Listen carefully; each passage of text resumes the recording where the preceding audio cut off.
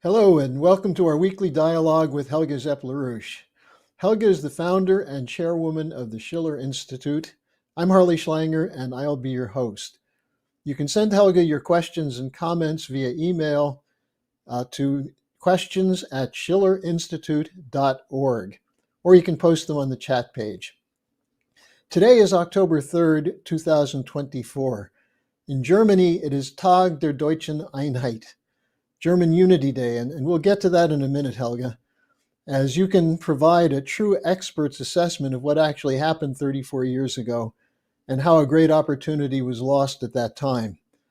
But to begin, we have several questions from viewers who are responding to your warning over the last couple of weeks that we're headed toward a possible nuclear World War III, especially given the escalation of fighting that's going on now in Southwest Asia, the so-called Middle East. The common question is, are we already in World War III? If not, what can be done to prevent it? And one who asked this also asked, why is the US establishment cheering on Israel when it should be evident that Netanyahu's goal is to bring the United States into this war against Iran? That's a very good question because, I think we are heading step by step closer to World War III. And I think the newest development that there was an Israeli attack on the Russian military base in Latakia in Syria after supposedly the Iranian plane had landed there, shows you that our warnings have not been exaggerated in the slightest. Because if you now have basically an effort to attack Russian base in the Middle East, I mean, we are getting very, very close that other powers, nuclear powers, are getting drawn into this conflict. And, many, many experts of different countries are all saying the obvious things, namely that Netanyahu is clearly betting on, to be able to draw the United States into a fight against Iran. Biden yesterday was asked, if the United States would agree with an Israeli attack on the nuclear facilities in Iran, and Biden said no. But the escalation scenario is already clearly there. You would have a Israeli counterstrike against the maybe Iranian oil fields, oil refineries. Then Iran would retaliate against Israel.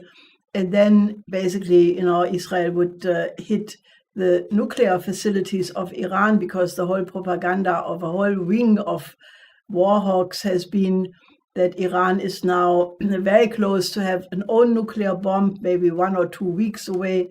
I mean, that's very difficult to estimate, but, Israel has nuclear weapons. And, I think we are that close of such an explosion. Now, if the Russian military base in Syria is attacked, that shows you how a slight escalation can really bring about the involvement of the other nuclear powers if the escalation continues. So we are close to World War III, there is no question. The only question is, why is the United States not stopping Israel? Because it is very obvious that the United States is the only power which could do that. The United States has, since the attack by Hamas on Israel on the 7th of October a year ago, very rapidly afterwards built up a military presence in the whole region, in the Mediterranean, in the Gulf. There are several aircraft carriers groups, actually, with destroyers and other warships in the region. Obviously, as a deterrent, I'm saying it as a deterrent in parentheses, against Iran.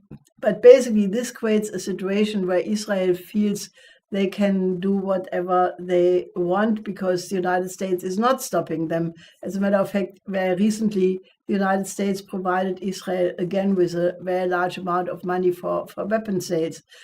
So it's very difficult to say. I think the the only thing which, in my view, can be done is that the whole world speaks out against this danger. I think it is, the peace movement in all countries in the United States, in Europe, must get to the streets. There was just a demonstration in Berlin, basically, anywhere between 20, 30,000 people. That's good, but it's not by far not enough to send the powerful message needed.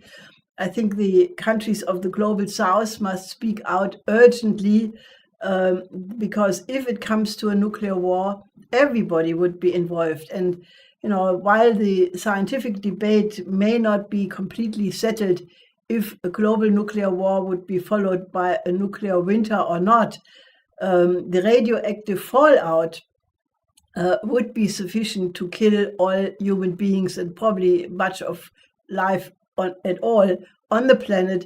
So we are really playing with a incredible threat to the existence of humanity. And I think, everybody, the countries of the global south, the peace movement in the West, must become stronger and stronger very, very rapidly, because I think we are really incredibly in danger. You're listening to Helga Zepp-LaRouche. She has initiated a weekly meeting of the International Peace Coalition that you can join on Fridays. It's at 11 a.m. Eastern Time, and it's been growing in importance because of the people who are coming to have their voice heard. Now, Helga, we have an email from a viewer in Brighton, United Kingdom, asking why the U.S. is taking advice from the British on Ukraine. He's referring to especially coverage in The Economist and the Financial Times. But he says, we can't even get our aircraft carriers out of dry dock. Why should the U.S. listen to Starmer or Lammy? And related to that is a question from another viewer in the UK who's asking, who is making the final decision on Ukraine's request to use US and UK missiles to hit targets inside Russia? Well, I think one has to look at the longer arc of history to understand why the United States is doing that, listening to the British again and again. And I think it is, the answer is to be found that when the American colony fought the first war against colonial suppression, namely the British Empire, I mean, that has to be noted that the American Revolution was the first anti-colonial war. I mean, that is important to understand what can be done today. Then basically the British Empire did not agree to that, and they tried with all means to undo that. First with military means, the War of 1812, the Civil War, where the British Empire allied with the Confederacy, and then eventually, when they realized that the colony could not be reconquered by military means, there was a whole effort by the Fabian Society, by various other British outfits, to convince the American establishment that they should adopt the model of the British Empire for a common rule. H.G. Wells wrote about that in his book, The Open Conspiracy, published, I think, 1928, where, this is described in great detail. And I think that is, if you look at, how, for example, American presidents have been wandering back to Great Britain, now the Queen is dead, but meeting with the Queen, as if that would be an adequate expression of political rule in the 21st century, to have still monarchies where, some people, the blue bloods, the aristocrats, believe that they are of a higher species than the ordinary human beings. I mean, that idea to belong to an oligarchical elite, I think that somehow that has gone into this idea of ruling the world based on the special Anglo-American relationship, and the whole idea of the rules-based order, which is basically an oligarchy which tries to maintain hegemony over all institutions in the world, which is clearly not possible anymore because we have reached a multipolarity since a very long time. So I think that the inclination of the American elite to listen to the British is because, you know, it's not alien to what their own intent is. And the British being, you know, more experienced in several centuries of colonialism, you know, naturally they come up with the ideas again and again to, you know, how to escalate. And right now, Starmer's visit in the White House on the 13th of September was just the recent expression that it is again and again the British who want to instigate the Americans to escalate in this war against Russia. But I think, you know, I think underneath it is, in my view, a certain, you know, feeling comfortable with that arrangement of the special relationship, and that provides a narrative for, you know, an unipolar world run by the Anglosphere. So I think, you know, that is something which can be only answered by more people becoming state citizens, by more people taking responsibility for what their countries do. But I think it's maybe 1 second before midnight. And the second part of that question was, who's making the final decision on Ukraine's request to allow US and UK missiles to be shot into Russia? That was stopped by Biden at the September 13th meeting and then again at the United Nations. But Blinken and others said it's still on the table. So who makes the final decision? Well, I think it is this collective Biden, as he has been called recently, you know, when it was clear that people in his immediate environment, including in the Democratic Party, didn't think he was fit to run again for president. So they basically put Kamala Harris in that position. But that naturally raises the big question is who is running the United States? And that not just now, but since probably quite several years. And people have always answered that question with the deep state.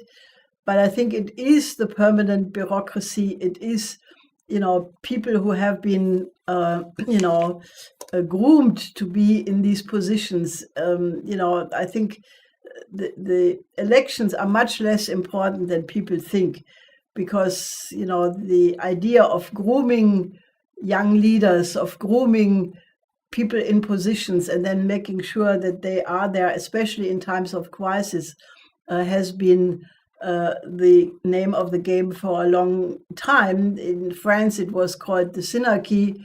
I think in the United States, it is this permanent bureaucracy.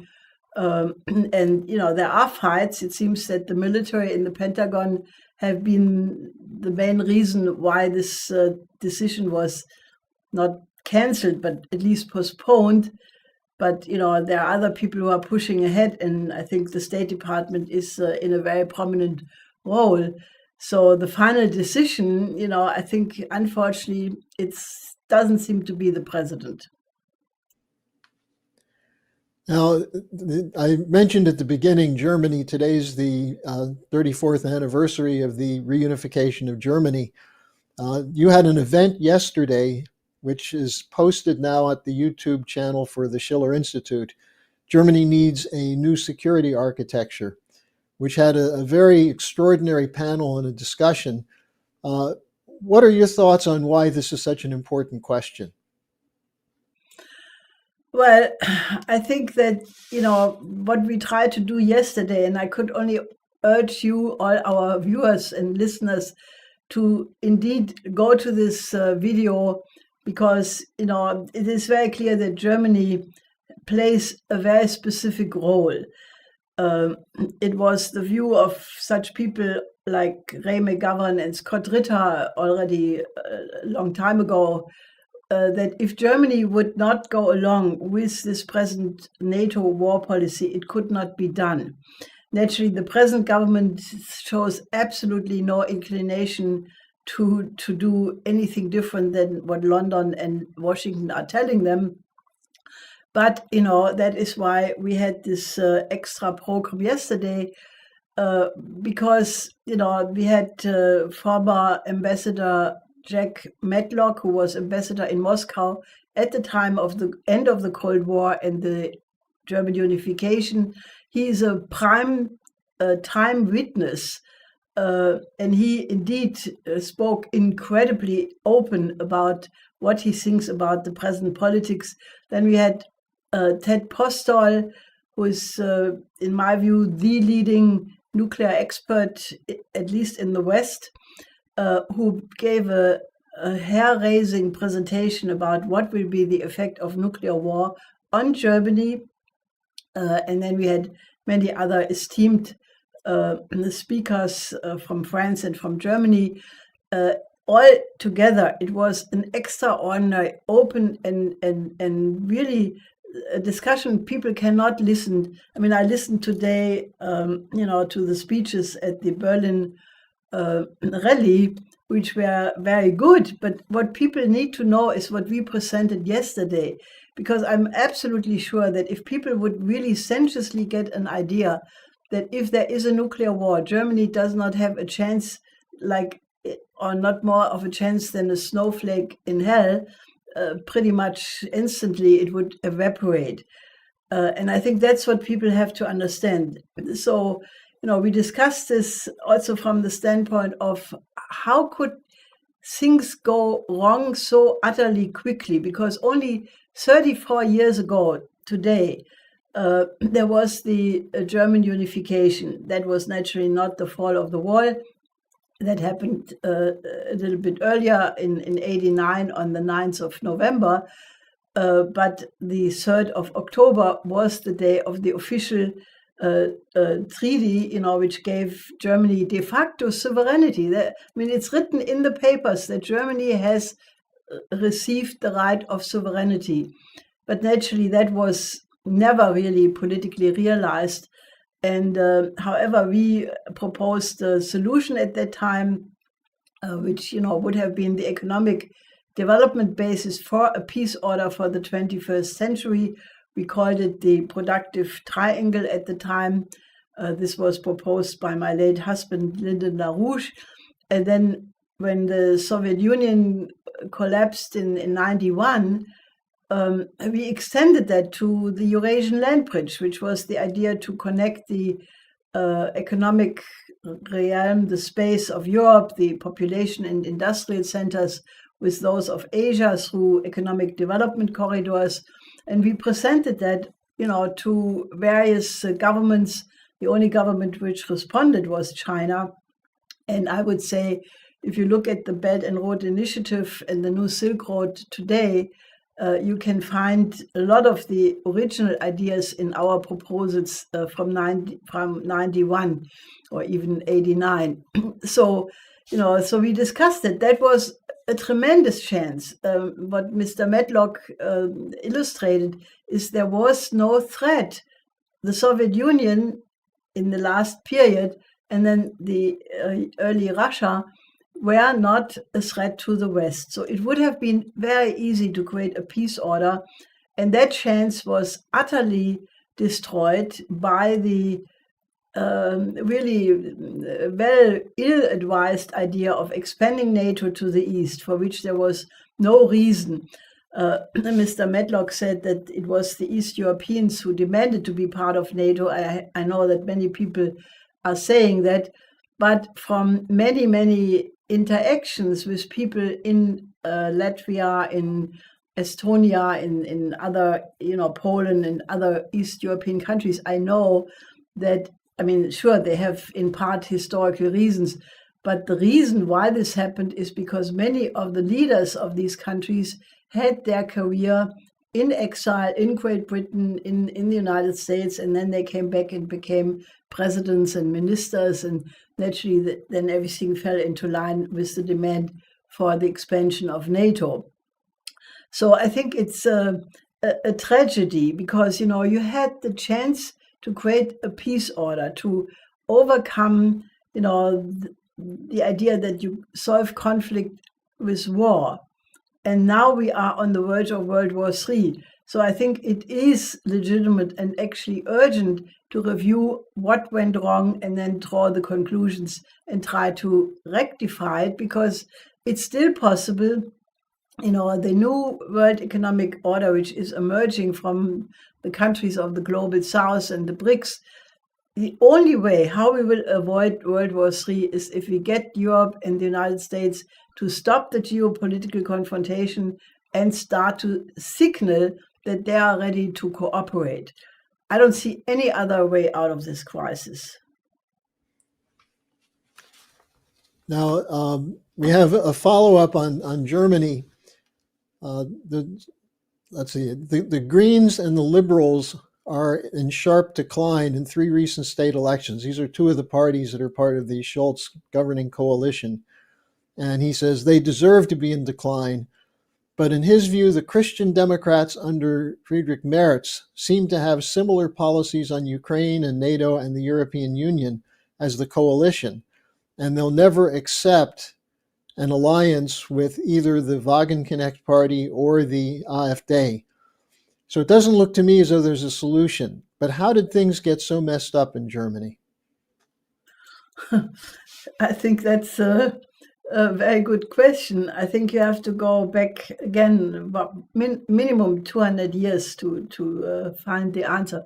Because, how could a Germany, which was on the height of historical culture in terms of universal history in the time of the German classical period, how could it go down first to the horror of the Nazi period, and then, after a certain recovery after the Second World War, where Germany did progress in many respects, economically, politically, culturally, and now being in the pit again.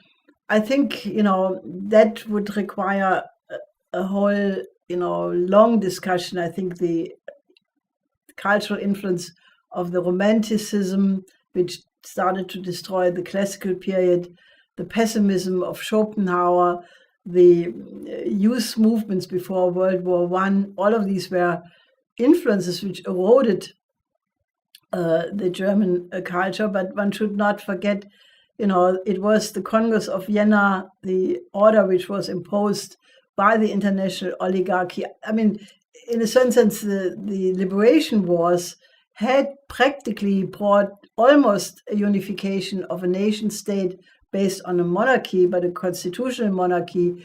But the Congress of Vienna never even brought that proposal on the table, which was, actually worked out by von Stein and Scharnhorst. So there is always this international oligarchy. In the case of the Congress of Vienna, it was the British Castlereagh, it was the French Talleyrand, and there was a conspiracy actually to wipe out these ideas of the French Revolution, but more importantly the American Revolution, the ideas of 1789, against which the conservative revolution was organized. I wrote several articles about it, so if you want to read more about it, you can look into our archives. And that was a big factor, but naturally without the role of the British orchestrating the various conflicts before World War I, that would not have led to World War I. Then naturally the Versailles Treaty was just so unjust that it created the precondition for World War II. Then naturally the post-war occupation of the occupying powers and the kind of paradigm shift they deliberately induced with the Congress of Cultural Freedom, then naturally a lot of other influences like the Club of Rome. So with other words, I can only touch upon these different influences, but we have researched this a lot. And it is important to study this, because I believe that the only way Germany will ever get back to its positive tradition is that we have to revive the knowledge about the most noble ideas, those of in music of Bach, Haydn, Mozart, Beethoven, Schubert, Schumann, Brahms, and in literature of philosophy, Nikolaus of Kues, Leibniz, in literature, Lessing, Schiller, Goethe, Mörike, Heine, and in science one can find similar great thinkers, Riemann, Gauss, Einstein. That has to be revived. We have produced so much as a people, but we have been targeted, I think, by the international oligarchy also exactly for that reason, because if Wilhelm von Humboldt, who was education minister for only a very short period of time, but who developed the Humboldt education system, it is probably up to now one of the best education systems in the world, because his idea was every pupil should become a genius. Every pupil should have a beautiful mind. If that would have become the politically generally accepted idea, oligarchy would have disappeared.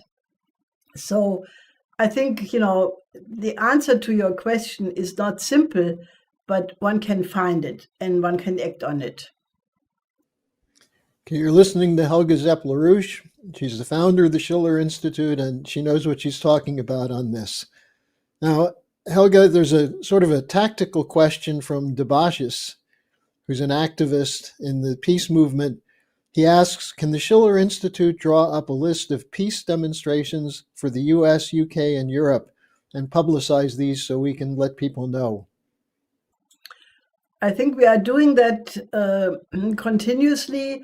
I can only repeat what Harley just said, join the International Peace Coalition tomorrow, 5 o'clock Central European Time, because that is always where we discuss the most immediate dangers to world peace. And tomorrow you can be sure that we will have several top-ranking speakers on the crisis in the Middle East and naturally on the situation around Ukraine. And then in the end, we always make a list of suggestions, and I will gladly pick up on your proposal to, discuss ahead of time that we, make proposals what to do in the next period, because I think that between now and the American election, beginning of November, and then depending how that will go out, until the next president is in the White House, and naturally even then the danger is not over. But I think the period between now and the US election and then the new president getting into the White House, this is, in my view, the most dangerous period we ever had in the entire history of mankind. And therefore, such a list of demonstrations is absolutely urgent. And you can find the invitation to the International Peace Coalition meeting, the link to the Zoom call, it's at theshillerinstitute.com. We have one more question here from a contact in Africa who writes, I really appreciate that you speak of the importance of the Global South and the BRICS and the importance of the Belt and Road Initiative to overcome the deliberate underdevelopment of the Global South. What do you think will happen at the BRICS summit? And why do you think Macron seems so interested in the BRICS and that the French have asked to go there as observers? Well, Mr. Macron obviously needs something because his fortune in France is not looking so good. And, if you look at his recent years in office, he always would go on some spectacular trip abroad. Like he went to China a couple of years ago and he made a beautiful speech, and I already said, oh, wow, if he does that, what he promises there, it will be really a revolution. And then our colleagues in France already warned me at that time. I said, well, he's very capable of making beautiful speeches, but let's see what he does. And, unfortunately, there was no follow-up. And subsequently, France was kicked out of Western Africa, basically pretty much for good. So I'm hesitant to put much hope into such announcements. He may not even be invited, for all that matters. I think the Kazan meeting will be of super importance, because that is the place where the BRICS countries there are now 9. I think there is a list of, I'm not entirely sure, maybe 13 countries who will become new members, and another second row of countries who are seriously demanding or applying for membership. So it will definitely be a very strong demonstration that a new economic system is forming itself. I would not expect total miracles of it because, first of all, many of the BRICS countries are under enormous pressures and attacks in the field of financial policies and monetary policies. But I'm also sure that it will be a demonstration that an alternative based on the 5 principles of peaceful coexistence is emerging. And as I said before, we have to convince every country in the world that rather than fighting this new formation, it is a model for cooperation based on equality, non-interference in the other's affairs, respect for the other's social system, different cultures. So I think, I think it will be a very powerful intervention, because I can only imagine that the leaders of the BRICS, those countries who are already now in the BRICS, will absolutely act together and provide the world with leadership, which unfortunately the West is lacking utterly at this point. Question from James Harnden, who refers to what you said earlier about Israel attacking a Russian base in Syria. And he says, in his view, Ukraine and Israel are linked in the global strategic warfare picture. Would you say something about that? Yes, because, it's very clear that both Ukraine and Palestine, Israel, have historic reasons for the conflict, in many cases going back for decades.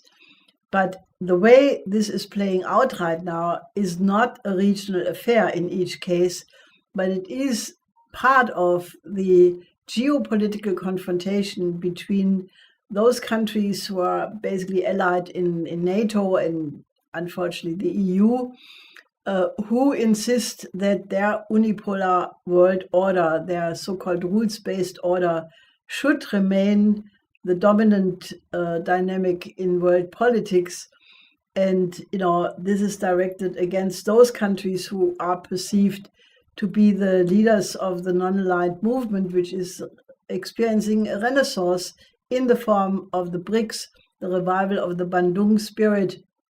And therefore, even so these two crises may look separate and different, if you look at who is having an interest to promote conflict and who is, basically, discarded as cannon fodder, it is very clearly linked. So, Helga, we have as we mentioned earlier, the next meeting of the International Peace Coalition tomorrow, a Zoom call at 5 p.m. Central Europe time, 11 a.m. Eastern time. Any final comments on that? Well, it is really scary. And if you are not scared, you are not in the real world. I think all the leading experts we are working with at this point, such extraordinary commentators and activists as diplomats like Jack Matlock, Ted Postol, Scott Ritter, Ray McGovern. Yesterday we had Rainer Rupp, Wolfgang Effenberger, Alain Corvès, and many other experts before in the IPC meetings. They all are convinced that we have to scare you even more, because the biggest danger right now is the complacency of the majority of the population and the propaganda machine, which is trying to tell you, oh, there is no worry, Russia will not do anything, Putin is just bluffing if he just upgraded the nuclear doctrine of Russia. Don't worry, the Russians are afraid to do anything. This combination of complacent people and lying political narratives, that is the biggest danger, because we are worse than sleepwalking into a potential third world war. We are galloping into one, and some people have their eyes wide open, except that they are looking at their smartphone rather than at reality. Well, I think with that, it's incumbent on all of us to make sure that we're logged in tomorrow for the IPC call. Again, 11 a.m. Eastern Time in the United States, 5 p.m. Central Europe Time. So, Helga, looking forward to seeing you tomorrow. Yes, please join us.